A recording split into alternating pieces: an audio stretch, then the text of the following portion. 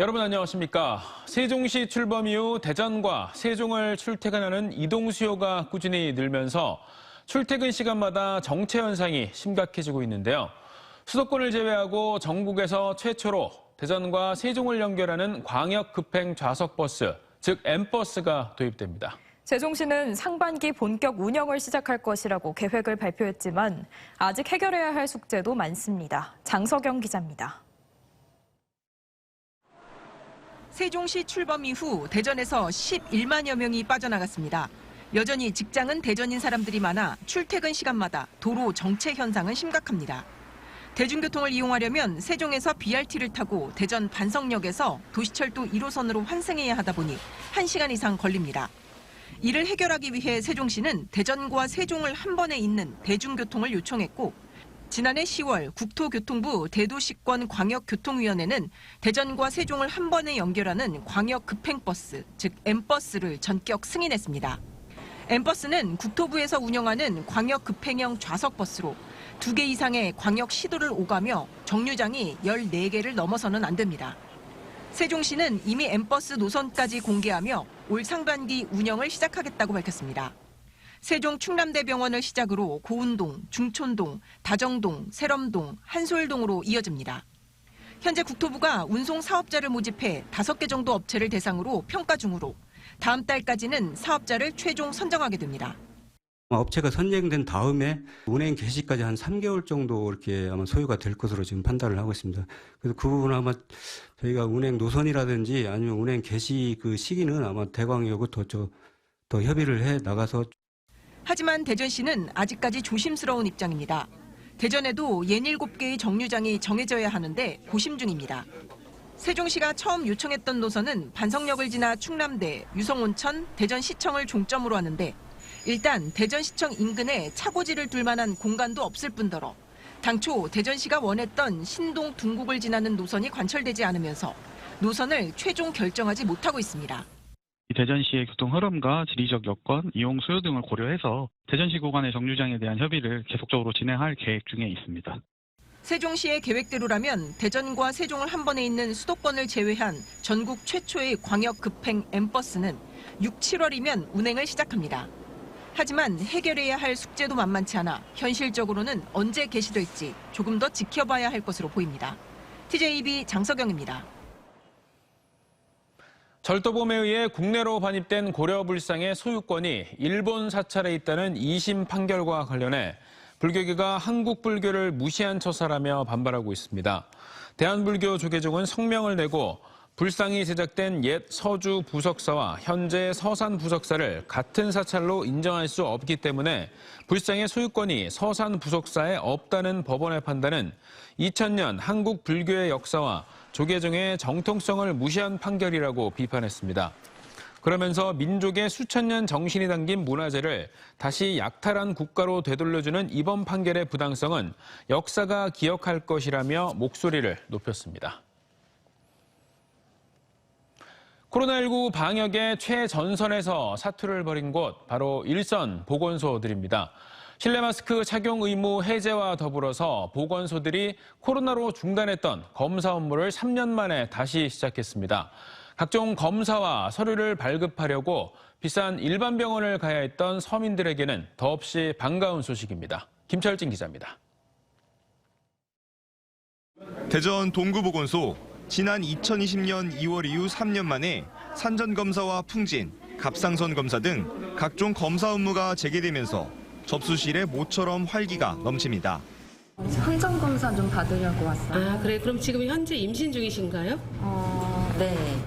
대전 지역 5개 보건소가 이처럼 정상화됐는데 코로나 사태 이후 운영이 중단됐던 금연 클리닉 등 보건소의 건강 증진 프로그램들도 다시 운영을 시작했습니다. 그동안 비싼 돈을 내고 일반 병원에서 이용해야 했던 시민들은 다시 돌아온 보건소의 모습이 반가울 수밖에 없습니다. 이용할 수 있어서 정말 좋은 것 같습니다. 일반 병원보다는 많이 저렴한 것 같아서 혜택 받게 돼서 너무 기쁩니다. 다만 코로나19 확산세가 수그러들지 않은 데다 취약계층의 예방접종률이 높지 않아 만성 질환자를 위해 의사가 환자를 진료하는 대면 진료는 아직 재개되지 않았습니다. 코로나 검사를 위한 야외 선별진료소도 여전히 운영 중인 데다 확진자 집계 등 관련 업무도 여전히 남아있기 때문입니다. 코로나가 이제 완전히 소멸된 상태가 아니기 때문에 예방접종이라든가 기타 이제 안정화된 다음에 재개할 그럴 계획입니다. 코로나19 방역의 최전선에서 사투를 벌였던 일선 보건소들이 기존 업무를 속속 재개하면서 취약계층과 서민들의 의료 서비스 불편이 조금이나마 해소되고 있습니다. TJB 김철진입니다. 한국원자력연구원의 연구용 원자로인 하나로가 재가동 하루 만인 지난 1일 새벽 원자로 재개통 이상으로 또다시 멈춰 원자력안전위원회가 조사에 나선 가운데 지역 시민단체들이 폐쇄 논의를 촉구했습니다. 대전환경운동연합은 상업용 원자로의 설계 수명인 30년을 다하면 연장이나 정지를 검토하지만 하나로는 연구용 원자로라는 이유로 28년째 운영되고 있지만 어떠한 논의조차 없다며 한계 수명과 폐쇄 논의를 시작할 때라고 주장했습니다. 지난 1995년 만들어진 하나로는 2014년 이후 10차례 멈춰섰고 지난해부터 현재까지 4차례 가동을 중단한 바 있습니다. 충남도의회가 도지사와 출자 출연기관장, 임원들의 임기를 일치시키는 조례안을 국민의힘 양경모 의원 대표 발의로 입법 예고했습니다. 이 조례안은 전임 도지사가 임명한 공공기관장들과 현 도지사의 불편한 동거가 이어지는 상황을 방지한다는 취지로 도지사가 임명하는 출자 출연기관장과 임원의 임기를 2년으로 하되 연임할 수 있다는 내용이 담겼습니다. 다만 새로운 도지사가 선출될 경우 임기가 남았더라도 새 도지사 임기가 시작되기 전에 사퇴하는 것으로 했고 정무 정책보좌 공무원은 도지사의 임기와 함께하는 내용도 포함됐습니다. 새해 첫 보름달이 뜨는 정월 대보름이 이틀 앞으로 다가왔습니다. 특히 올해 대보름은 실내 마스크 의무 착용이 해제되고 맞이한 첫 번째 주말인데다 코로나 이후 4년 만에 대면 행사로 개최되면서 우리 지역 곳곳은 벌써부터 축제 분위기입니다. 주말 내내 날씨도 맑아서 환한 보름달을 볼 수 있을 전망입니다. 조영진 기자입니다. 신호에 맞춰 축포가 터지고 나뭇가지를 엮어 만든 달집에 불이 붙습니다. 달집을 훨훨 태우며 애군이 사라지고 한 해 좋은 일만 가득하길 기원하는 정월 대보름의 대표 풍습, 달집 태우기입니다. 그 해의 첫 보름달이 뜨는 날이기도 한 정월 대보름을 이틀 앞두고 지역 곳곳에선 행사가 열려 축제 분위기가 물씬 풍기고 있습니다. 특히 이번 대보름날은 실내 마스크 의무 착용까지 해제되며 실내외 다양한 장소에서 4년 만에 행사가 대면으로 온전하게 진행됩니다. 그동안 주민 10명에서 20명만이 모여 약식으로 진행해오다 코로나 이후 4년 만에 마을 잔치가 제대로 열렸습니다. 코로나 때문에 오랜만에 이렇게 행사가 열리게 돼서 정말 기쁘고 감사합니다.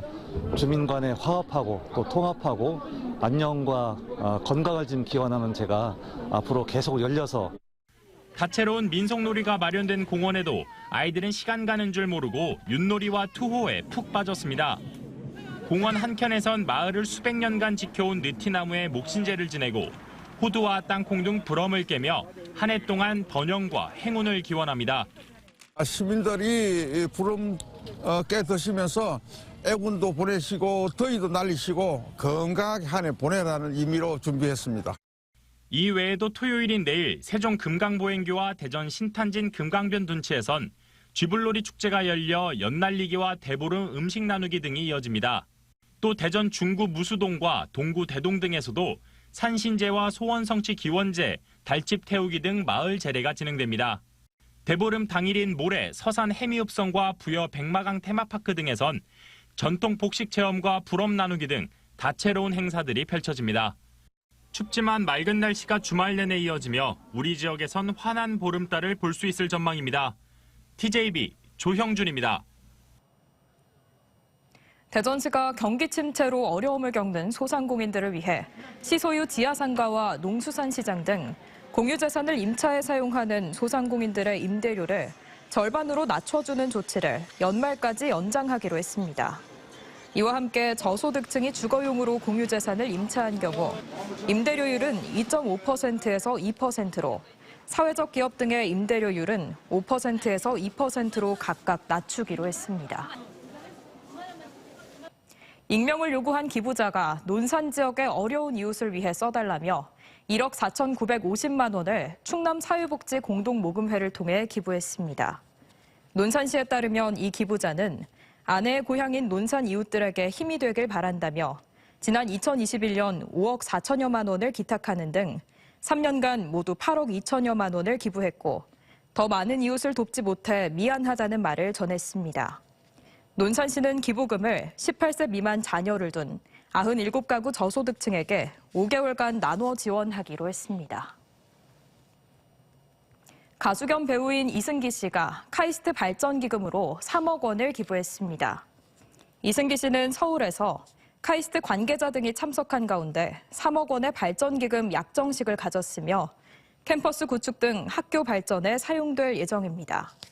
앞서 이승기 씨는 지난달 생일을 맞아 대한적십자사의 헌혈버스 제작 지원금으로 5억 5천만 원을, 지난해 12월 소아 진료 환경 개선을 위해 서울대 어린이병원에 20억 원을 기부했습니다. 국민의힘 전당대회 후보 등록과 함께 당권 경쟁이 본격화되고 있는데요. 안철수, 김기현 등 유력 후보들도 잇따라 충청을 찾아 표심 잡기에 나서고 있습니다. 하지만 당대표는 물론 최고위원 후보에도 충청의 목소리를 대변한 인사가 없어서 다시 충청권 입지가 좁아지는 게 아니냐는 우려도 나오는데요. 지역 현안에 대한 약속을 받아내야 한다는 목소리가 나옵니다. 서울방송센터 이선학 기자가 보도합니다. 다음 달 8일 열리는 국민의힘 전당대회를 앞두고 대표와 최고위원 후보 등록이 시작됐습니다. 안철수, 김기현 등 유력 주자 외에 윤상현, 조경태 등 다른 당권 주자들도 경쟁에 가세했습니다. 하지만 당권 경쟁에서 충청권은 입지가 줄어든 모양새입니다. 현 지도부의 정진석 비대위원장과 성일종 정책위 의장, 장동혁 대변인 등이 포진돼 그동안 지역 현안 해결에 힘을 보탰습니다. 국민의힘은 충청을 기반으로 대선 승리와 단체장을 석권했지만 총선을 진두지휘할 대표 선거에는 충청 인사가 한 명도 출마하지 않았습니다. 청양 출신인 윤상현 의원이 당권 도전에 나섰지만 인천 지역구로 충청 인사로 분류하기 어렵고 당 지도부를 구성하는 최고위원 선거에도 지역 인사는 찾아볼 수 없습니다.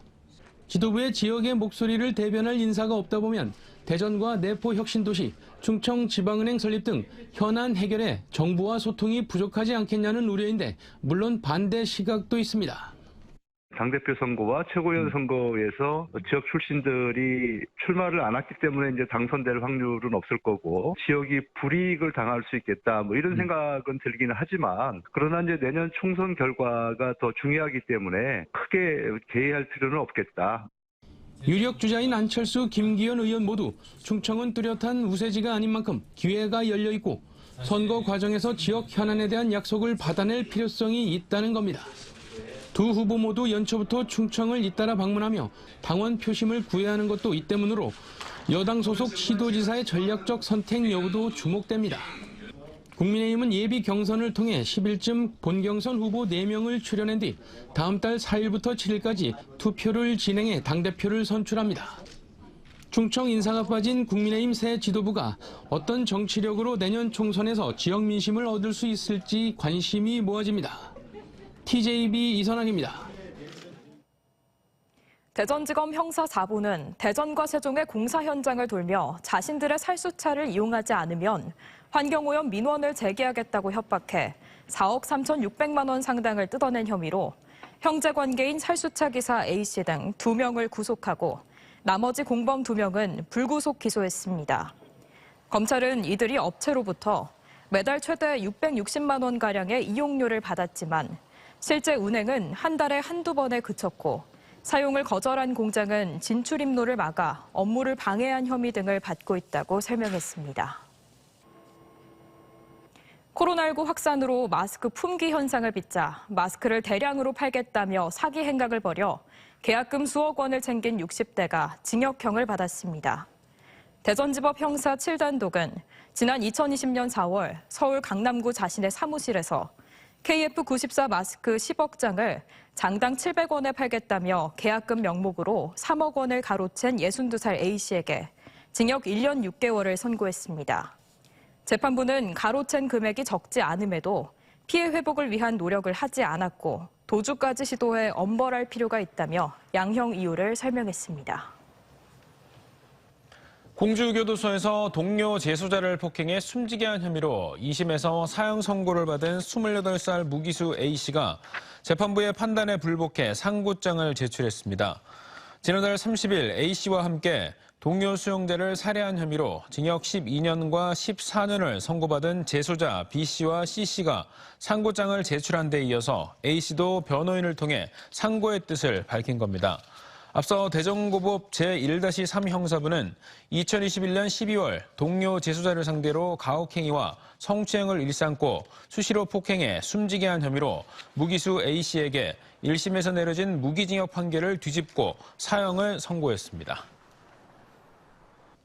치매를 앓고 있는 고령의 장모를 폭행해 숨지게 한 사위가 2심에서도 중형을 선고받았습니다. 대전고법 제1-1 형사부는 지난해 3월 천안 동남구 자택에서 치매를 앓는 장모가 화장실 문을 닫았다는 이유로 무차별 폭행해 숨지게 한 혐의로 징역 6년을 선고한 원심 판단을 유지했습니다.